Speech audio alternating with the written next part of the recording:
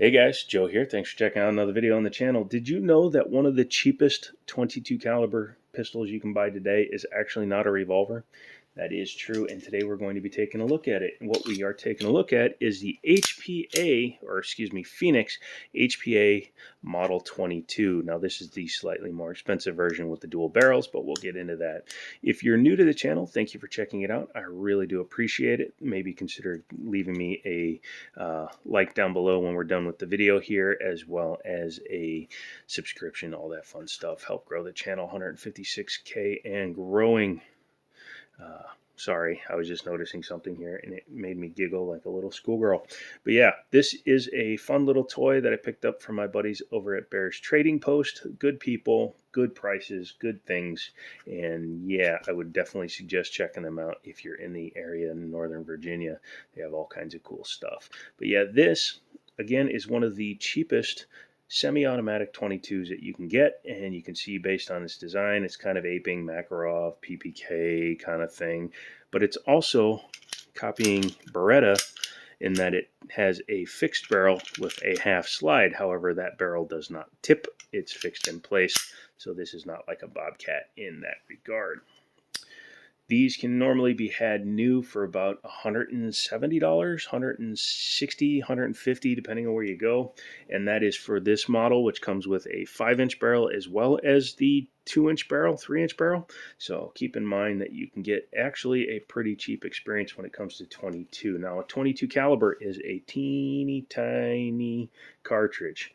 For size comparison, we have a 380, which is a 9mm short, or 9mm Kurz, or just 380, which is its proper name. And then you have a 9x19, 9mm, 9mm Parabellum, 9mm Luger, whatever. But you can see the size is massively different. 40 grains typically, anywhere from 115 to 154 grains typically. So yes, very much a different size. Chambered in 22 long rifle, so we will not be firing it dry. I don't know where my snap cap is, but I might do it once just to show you.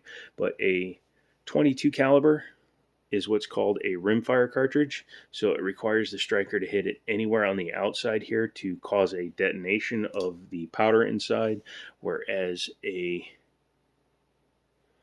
9mm, for example, is a Centerfire cartridge. So that is a primer in the center that is designed once it's struck to ignite the powder. So 22 is inherently less reliable just because of the way it operates. Keep that in mind. But yeah, this is a single action only pistol, which I kind of like, which gives it a slightly better trigger. And me and Daniel took this to the range and it actually ran 100% reliable with CCI high velocity. So not CCI, excuse me, Aguila Super Extra, which was pretty impressive. And then I ran some mini mags through it and it ran all of those with both barrels. I was very impressed. This one is finished in kind of a stainless look. I did that because I had the Jennings Model 48, but these are both going away. They were just intriguing, interesting little things. I don't need them anymore, so I'm getting rid of them. But yeah, interesting little firearm, interesting little designs. Ontario, California. You will see a lot of cheap guns come out of California or on the other side of the Colorado. Not sure why. Saturday night specials, but yeah, you'll see that a lot. This is a Americanized release, unlike original PPKs and things that were heel release. This one does have a traditional button. This has the extended finger pad on it, but it is still a 10 round. Right, Mag, for rewritten it. Oh, sorry, I was reading the magazine. It says, right factory for free written instructions for the use of this pistol. That is interesting. Never seen that on a magazine before. But cool. Cool. Yeah, it fits pretty good. It has a finger groove built into there, and then it has an undercut built into the gun. Being a 22, I don't need to get a high grip on it. I can just grab it with 2 fingers. It fires fine. Has, pardon me, double safeties for some reason. So it's got that one, which defeats the trigger, and it's got that one, which defeats the hammer. So I think they work in conjunction with each other. I believe, yep, you can still charge the firearm when you do that, whereas this one blocks the slide. So that is an interesting design. This will block the hammer from striking, supposedly, I believe. Although I'm not seeing a hammer block.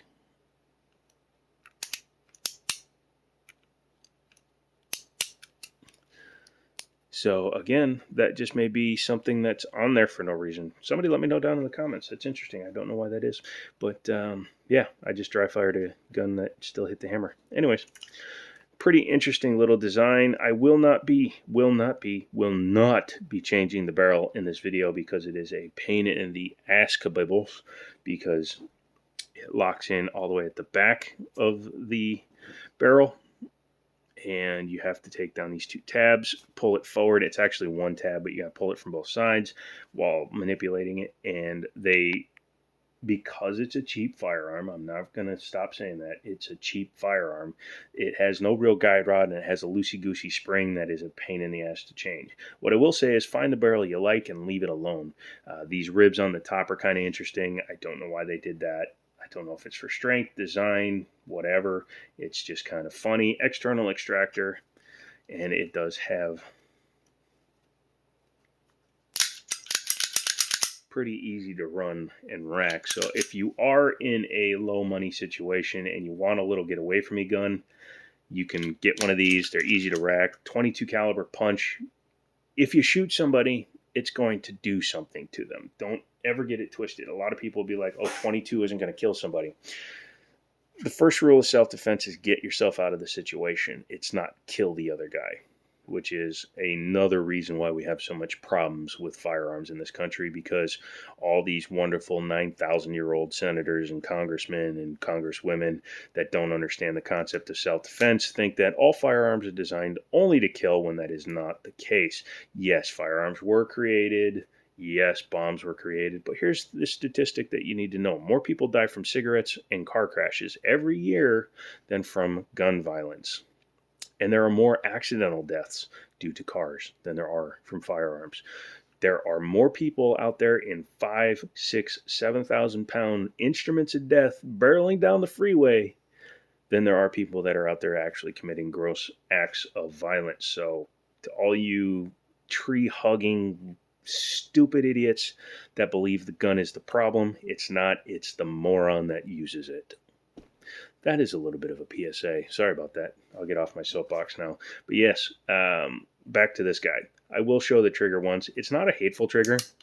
It's just take up and break. It's consistent. It works. Some of these guns can be ammo dependent, so be careful. I like to run a hotter round in my guns just on purpose. I'll run the Super Extra or a Mini Mag or a high velocity one, because those have the best chance of cycling these guns, because 22 was never really originally designed to run in a semi-automatic pistol. That's also why you don't see a lot of high capacity 22s unless they have weird quad stacks, double stacks, all that fun stuff. But yeah, what do I think about it? Well, for 120, 130, 150 bucks, it's a laugh, it's a lark. You can't go out and get a good dinner. You can't get a good dinner. You can't get a good dinner at Outback Steakhouse for under 150 bucks for 3 people. Ask me how I know.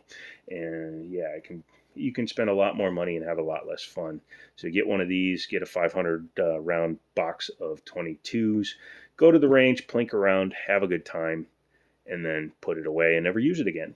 That one will be going up for sale at Liberty Arms, so check that out if you like to, and put dumbass in the comments so that I know you watched the whole video. If you were members, you would have seen this earlier than anybody else, because I put up 3 videos on the same day.